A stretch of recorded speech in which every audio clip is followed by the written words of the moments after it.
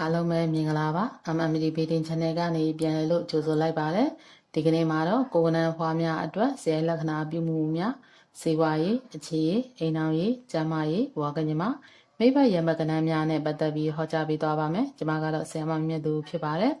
ခရစ်တက္ကရာအရာ9ရက်18ရက်29ရက်နေ့တွေမှာမွေးဖွားသူများဟာကိုကနန်းပိုင်ရှင်များဖြစ်ကြပါတယ်ကိုကနန်းဖွားများဟာဒီနေ့ဆ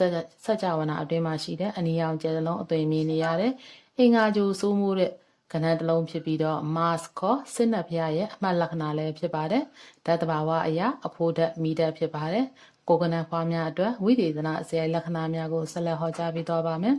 ကိုကနန်းပိုင်ဆိုတဲ့နေ့မှာဝေဖွားသူများဟာရေဝင်ခြင်းစောစားခြင်းအတိုက်ခိုက်ဝါဒနာပါတတ်ကြခြင်းအတိုက်ခံပြုလို့ခြင်းအလင်းအမြန်ဆုံးဖြတ်လောက်ကင်တတ်ခြင်းစိတ်လောကြည့်ခြင်းတခါတည်းမေတ္တာတရားနဲ့အကျဉ်းတရားကြီးမားတတ်ခြင်းများဖြစ်တတ်ခြင်းဘာသာတရားကိုမယုံကြည်ရင်လည်းမယုံကြည်ဖြစ်တတ်ပြီးတော့ယုံကြည်မိရင်လည်းလွန်ကဲစွာယုံကြည်တတ်ကြပါလိမ့်မယ်ဇွဲတတိအလွန်ကောင်းကြသူများလည်းဖြစ်တတ်ကြပါလိမ့်မယ်ကိုကနန်းဖွားများအတွက်စီဝါရေးအလောက်ကိုင်းနဲ့ပတ်သက်ပြီးဟောကြားပေးတော့ပါမယ်စီဝါရေးအလောက်ကိုင်းများမှာအလောတကြီးအလင်းစလိုနိုင်ခြင်းကြီးပွားတိုးတက်လို့စိတ်ပြင်းထန်ခြင်းအပြိုင်အဆိုင်အတိုက်ခိုက်ပြုပြီးတော့လောက်ကင်ရတဲ့လုပ်ငန်းများဝါသနာပါတတ်ကြပါလိမ့်မယ်တွန်းကန်ပြီးတော့ရုန်းကန်ရတဲ့အလုပ်များကိုအလွန်ပဲနှစ်သက်ကြပါလိမ့်မယ်ကြီးပွားချမ်းသာမယ်ဆိုလို့ရှိရင်တော့တမန်ကြတဲ့ဘယ်လိုအလုပ်မျိုးကိုမဆိုလောက်ကင်ဆောင်ရွက်နိုင်စွမ်းရှိကြပါလိမ့်မယ်တချို့ကိုကနန်းများမှာမူတမှုထူးခြားပြီးတော့စီးပွားရေးကိစ္စများကိုလုံးဝစိတ်ဝင်စားမှုမရှိဘဲနဲ့လူမှုရေးဘာသာရေးကိစ္စများလုပ်ငန်းများနဲ့သာအချိန်ကုန်ဆုံးတတ်ကြပါလိမ့်မယ်ကိုကနန်းဖွားများအတွက်အကျိုးပေးတဲ့လုပ်ငန်းများကတော့မီလျှက်စစ်များကိုအသုံးပြုပြီးတော့လုပ်ကိုင်ရတဲ့လုပ်ငန်းများစက်မှုဆိုင်ရာကုန်ထုတ်ပစ္စည်းများနဲ့သက်ဆိုင်တဲ့လုပ်ငန်းများခွဲစိတ်ဆရာဝန်အင်ဂျင်နီယာစစ်ဘက်ဆိုင်ရာလုပ်ငန်းများတင် जा ပြသခြင်းဆိုင်ရာလုပ်ငန်းများစိတ်ကူးတာရေးနဲ့ကျန်းမာရေးပြုစုခြင်းဝန်ဆောင်မှုလုပ်ငန်းများပုံနှိပ်လုပ်ငန်းနဲ့စာအုပ်စာပေထုတ်လုပ်ဖြန့်ချိခြင်းစက်ပစ္စည်းနဲ့ electronic ပစ္စည်းအမျိုးမျိုးပြုခြင်းထုတ်လုပ်ရောင်းဝယ်ခြင်းလုပ်ငန်းများ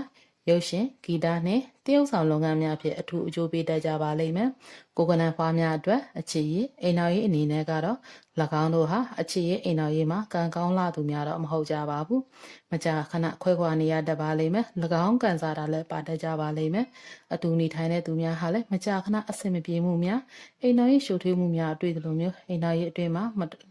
ပရိပခါများမကြာခဏတွေ့ရပါလိမ့်မယ်။ကိုကနန်းဖွားများရဲ့ကျမ်းမာရေးပိုင်းမှာကတော့အများအပြည့်ကျမ်းမာရေးကောင်းမွန်တတ်ကြပါလိမ့်မယ်။အကယ်၍ကိုကနန်းဖွားများကျမ်းမာရေးထူးခြားလာရင်လည်းစိတ်ပိုင်းဆိုင်ရာခံစားချက်များအဖြစ်ဆက်နွယ်ပြီးတော့ဖြစ်တာကများတတ်ကြပါလိမ့်မယ်။အဖြစ်များတဲ့ဝေဒနာတွေများကတော့နှလုံးအုံနောက်အာရုံကြောအစာအိမ်သွေးတိုးနဲ့ကြောက်ကယောဂများဖြစ်ပွားမှုအလားအလာများတတ်ကြပါလိမ့်မယ်။အနည်းငယ်ဂရုစိုက်ပေးပါ။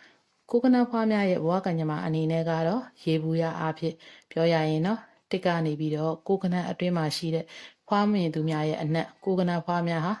လောကနာရဲ့ရိုက်ခတ်မှုတန်ကိုအများဆုံးခံကြရပြီးတော့ပါရမီဖြည့်ကြသူများလို့လည်းပြောလို့ရပါတယ်ထူးခြားတဲ့အချက်ကတော့ဗုဒ္ဓသာသနာမှာအလွန်ထင်ရှားကျော်ကြားတဲ့တန်ခါပုဂ္ဂိုလ်ထူးကြီးများဟာမှာလည်းကိုကနန်းဖွားများအများစုဖြစ်နေတာကိုတွေ့ရပါလိမ့်မယ်ကိုကနန်းဖွားများဟာလောကုတ္တရာအတွက်အလွန်ကောင်းတဲ့နံပါတ်ကဏ္ဍတစ်ခုလည်းဖြစ်ပါတယ်ကိုကနန်းဖွားများအတွက်မိဘကဏ္ဍကတော့1 5 6ကိုကနန်းတို့ကမိဘကြပြီးတော့ရံပတ်ကဏ္ဍကတော့4 8ကဏ္ဍများကမိမိကိုအကျိုးပြုခြင်းမရှိရှောင်းတဲ့ကဏ္ဍဖြစ်ပါတယ်ဒါကြောင့်ဘဝခန့်အလံခီမှာအစဉ်ပြေချုံ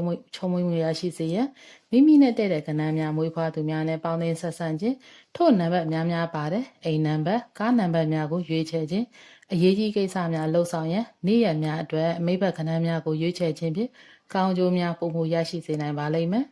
ကိုကနန်းပိုင်ရှင်များအတွက်ဟောကြားခဲ့တာဖြစ်ပါတယ်ကိုကနန်းပိုင်ရှင်များဘဝမှာအဆအရာရာအဆင်ပြေကြပါစေစိတ်ချမ်းသာခြင်းကိုယ်ကျန်းမာခြင်းမင်္ဂလာအပေါင်းနဲ့ပြည့်ဝကြပါစေ